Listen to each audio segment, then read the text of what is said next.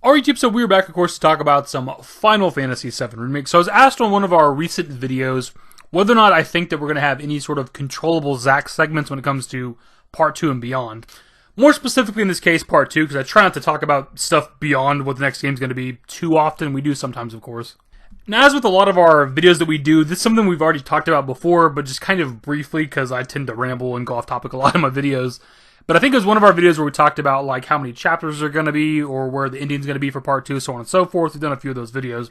But one of them I did talk about them possibly cutting away from our main party to see what Zack is doing, and the possibility of those being controllable segments.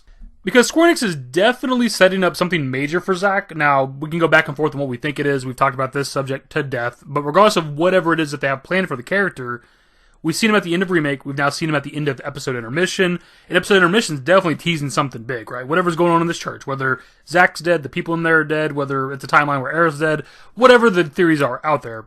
Something crazy is being set up with the ending of Episode Intermission specifically. And I personally think going forward with the next game, we're going to start getting answers for what's going on in the entirety of Remake, but specifically with the character of Zack. And I'm assuming that means we're going to be cutting away at certain points. Maybe our characters go through a chapter or two or three, then it cuts away to Zack. Now, whether or not that is just a cutscene like you're watching in the background of the video right now, or full on like half a chapter, whole chapters of a controllable Zack, I can't really say. What it kind of comes down to is how important Zack is to the remake-specific story. Obviously, to the history of FF7, to the history of the character of Cloud, he's very, very important. But how does he tie into the remake-specific story? And is what the character doing or experiencing really requires to control him? Because we've already seen him outside of Midgar carrying Cloud, and then when we next see him, he's already within Midgar, within the Sector 5 slums. We see no Cloud. He's looking for Aerith. Aerith's not there. Is he just going to be like continuously popping up throughout the story in different locations, looking for Aerith or trying to get some answers for what's going on? If that ends up being the case, then they don't necessarily need to have controllable segments for Zack, because they can just continuously update us with the character through cutscenes. Cut away from a party, show us a minute, 2-minute cutscene on where Zack's at, what he's doing, what he's trying to accomplish. That's really all they need to do. Plus, if they're trying to keep what's going on with Zack kind of ambiguous throughout the entirety of Part 2, maybe up until the end of Part 2, then they wouldn't want you to control the character probably. Or they want to kind of tease you with the cutscenes throughout the game until you finally get answers at the end of the game.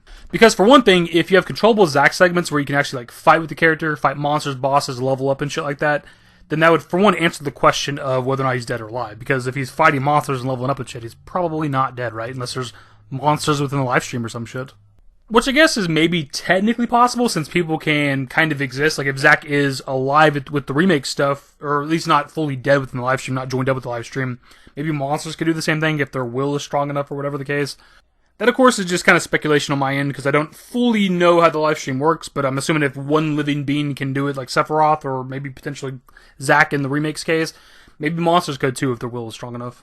I think it would be kind of an interesting way to subvert expectations, because if we do have controllable segments for Zack throughout Remake Part 2, then we'd kind of assume that that means he is in fact alive and he's going to meet up with our party at some point, but maybe he's still just kind of stuck between death, and maybe he's just conjuring up these monsters to fight without realizing it or something. Maybe it's all in his head or some shit. Who knows exactly. Now, one of the ways that we could have controllable Zack segments when it comes to Remake Part 2, and that's why there's some Crisis Core gameplay in the background, is through flashbacks. Specifically, it'd have to be flashback segments where we're learning the truth of what actually happened between Zack and Cloud, and in those flashback moments where Cloud kind of merges memories with Zack, Cloud was unconscious, and Zack was doing all the heroic shit, right? So in those moments, if we're learning the truth of those moments, we'd probably control Zack, assuming that they're not just cutscenes.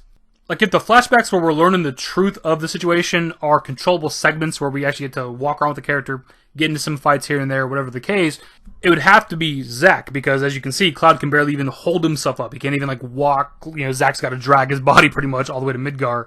So in those moments, if they're playable segments, they'd have to be Zack. And that's kind of the only thing I can think of where it's not necessarily guaranteed that we'd have controllable segments, but the possibility. Now, just like the original game, this is just a cutscene. These aren't playable segments. We don't get to control Zack. So it's a good chance that might be the same case with Remake. Now, me personally, I do think that they should have controllable Zack segments to kind of give us a little bit of like a taste of Crisis Core, right? Like people want a Crisis Core remaster. It's probably never going to happen at this point. But it kind of would remind people of Crisis Core getting to control Zack for a brief period of time. And it doesn't even have to be like a lot. It doesn't even have to have combat. Like it could just be controllable segments where you just walk around with Zack and do stuff, like we talked about before. Maybe just talking to characters, meeting up with characters, trying to figure out the truth of what happened. And actually, a kind of interesting idea I just had while recording is, what if the story going on with Zack is him being the one that realizes that we're in a different timeline? Obviously, we've seen the other stamp logo, but the thing is, the explosion around Midgar happens after we're shown this bag of chips, right? So there's at least two ways that this could go, because this particular Zack, assuming he's from a different timeline, could be used to this bag of chips. Explosion happens, he goes to Midgar, he starts seeing the Beagle logo that we're used to, and then he realizes something's up, so maybe he starts piecing together what happened. Or the other possibility is that the Zack that we're seeing within Remake is from our timeline. He's used to the Beagle logo, but maybe he's the one that starts taking notice of the Terrier logo and maybe starts piecing stuff together. Either way, of course, like the logo thing is going to come to a head eventually, whether it's Zack that notices it or a party notices it. But I'm also trying to figure out what the importance of Zack is in the Remake story. And maybe the significance of seeing the different logo during the Zack scene at the end of Remake is that Zack's going to be the one to maybe piece it all together. Because hopping back to what I said just a minute ago, is if this Zack is from a different timeline, a timeline where there's the Terrier logo, then there'd be no change for our party. Because he might be entering a world where the Beagle logo still exists, so our party's not going to take notice of the timeline shift at all.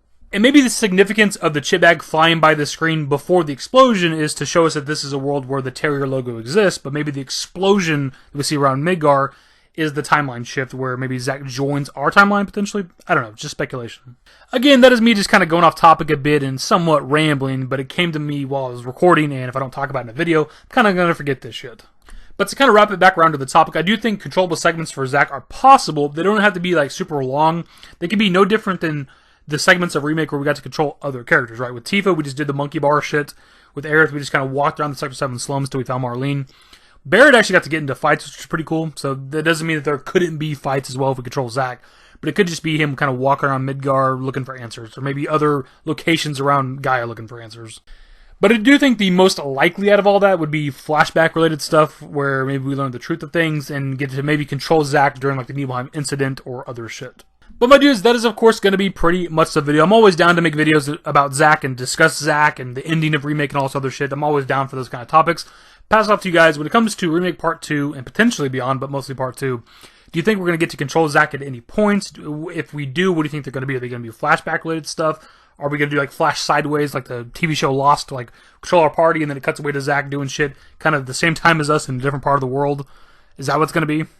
And also, since we talked about the ending a little bit with the different chip bag things, what are your thoughts on that particular theory? My dudes, that's the video. Hopefully you enjoyed it. If you did, give it a thumbs up. Subscribe to the channel if you guys already know what I did more Final Fantasy VII Remake content. Turn on notifications. Follow me on Twitter, @DavidYT, and my Discord. Links to my social networks are in the description and in the outro. Later, guys. Used to care what people thought, but now I care more, and nobody out here's got it figured out. So therefore, I've lost all hope of a happy ending, depending on whether or not it's worth it. So insecure, no one's perfect. We spend it with no shame. We blow that like Coltrane. We in here like Rogaine, or leave it like Cobain.